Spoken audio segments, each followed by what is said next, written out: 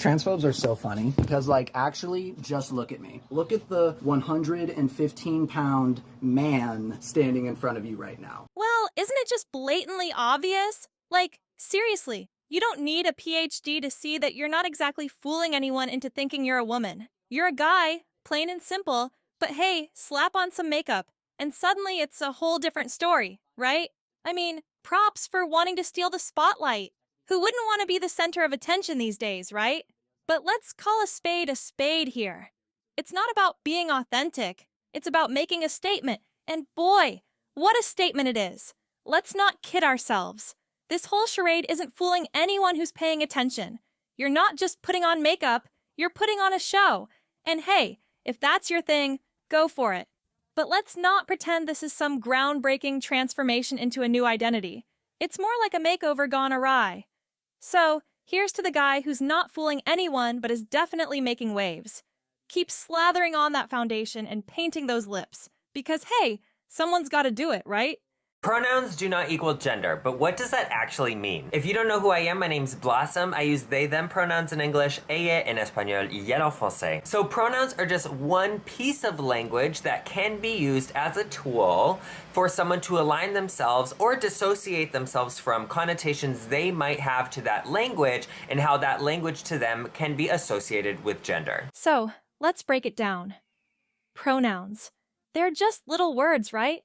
They don't reveal a darn thing about who you really are. Or do they? Because apparently getting them wrong means you've just committed a mortal sin against someone's identity. Makes total sense, doesn't it? I mean, come on! It's like navigating a minefield where one wrong word could blow up someone's entire gender identity. So, remember folks, pronouns. They're meaningless until they're not. Because nothing says clarity like walking on eggshells around words that apparently hold the secret to someone's entire existence. So for me in particular, I use they, them pronouns in English. I want the language that I use to not be unnecessarily gendered. I want the language I use to not be unnecessarily gendered. Yeah, sure, but isn't that just a fancy way of saying, hey, you, use the right words when you talk to me? Because let's face it, it's all about me and what you call me, right? And here's the kicker. When someone says, my pronouns are she, they, it's like, whoa there, buddy. You don't get to decide that. Pronouns are what other people use to label you. Duh. It's not about what you feel comfortable with.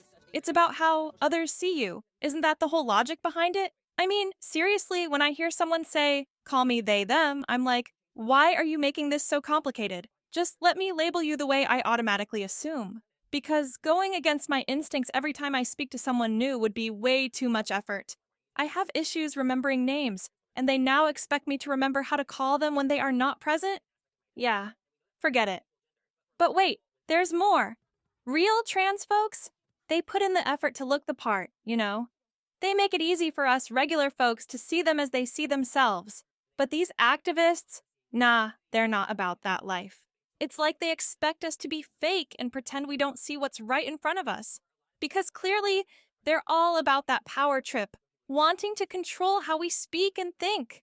And I feel that that language does a better job of encompassing my experience moving through the world as a non-binary trans woman. All right, buckle up because we're diving into the wild world of gender identity and contradictions. So, you want people to refer to you as they, them because it validates your experience as a non-binary trans woman. Hold up though. Non-binary trans woman? That's like saying you're both hot and cold at the same time. I mean, come on, make up your mind. Let's play make-believe for a moment.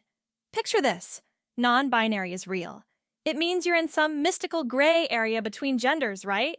Except, hang on a second, being a trans woman or trans man is all about transitioning from one binary gender to another. So, where does non-binary fit in? It's like trying to square a circle. Doesn't quite add up, does it? And here's the kicker. If you actually dealt with gender dysphoria and put in the effort to transition, hey, I'd be cool calling you she, her. But nope, you're non-binary, so there goes that. Because clearly, identifying as non-binary means you don't deal with gender dysphoria at all, right? Makes perfect sense. But wait, there's more. The real kicker that totally invalidates non-binary identities? Gender dysphoria itself. It's this mental disorder that causes extreme discomfort about your gender, pushing folks to transition. Think about it. A guy feeling dysphoric about his broad jaw and facial hair, but hey, throw in some Botox and laser hair removal, and voila! Isn't that the epitome of a binary experience? So when we say pronouns don't equal gender, it really does mean just because someone is a woman doesn't mean that they're going to use the pronouns you most typically associate with women, which in English is probably she, her. It almost seems like gender is binary, doesn't it? A genuine gender dysphoric male wouldn't suddenly feel better by being treated as gender neutral or using they-them pronouns. Let me put it plainly. Claiming to be in between genders while also aspiring to be the opposite gender is contradictory. If you identify as non-binary, that's fine, but asserting a dual identity of sorts doesn't quite add up logically. Gender dysphoria, which is a significant aspect of transitioning, typically aligns with a binary experience, addressing discomfort with one's birth-assigned gender by transitioning to the opposite. The notion of being in between genders while aiming to transition to the opposite gender appears contradictory. Transphobes are so funny because, like, actually, just look at me. Just take a second and look at me. Look at the 115-pound man standing in front of you right now. This video is seriously giving me a headache with all these conflicting viewpoints, so let's just move on to a different topic. It feels like we've been going around in circles trying to make sense of everything, but sometimes it's best to step back and take a breather. There are plenty of other things to explore that won't leave us scratching our heads. The man with zero body hair and the temperament of a rabid chihuahua. Wait, hold up! Are you seriously making comparisons between women and chihuahuas? Or insinuating that women have bad tempers or are hysterical? Let's set the record straight. Undergoing laser hair removal doesn't automatically define someone as a woman. It seems like there's a lot of confusion here. Women aren't defined by stereotypes or superficial treatments like hair removal. Being a woman is about far more than that.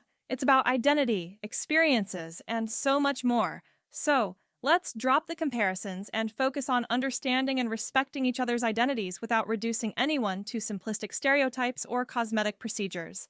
Look at every other man in my family, and then look at me and just seriously try to convince me that I was not being obliterated with estrogen while I was in the womb. And at the end of the day, you're still a man. No amount of changes and procedures will ever change that. Like, I'm sorry that I was born with an extra sidearm on me, but I think I'm like 90% of the way complete. Wow, reducing women down to nothing more than estrogen-filled bodies. Your blatant misogyny is showing itself loud and clear. Women are complex individuals with diverse experiences and identities that extend far beyond biological characteristics. Just a couple HRT pills and some cherry whipped cream on top and it'll finish it up perfectly. Ever thought about therapy?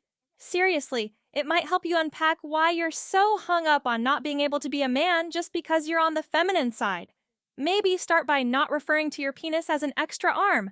Let's get more creative here. A good therapist could steer you away from those estrogen pills and surgeries you seem fixated on.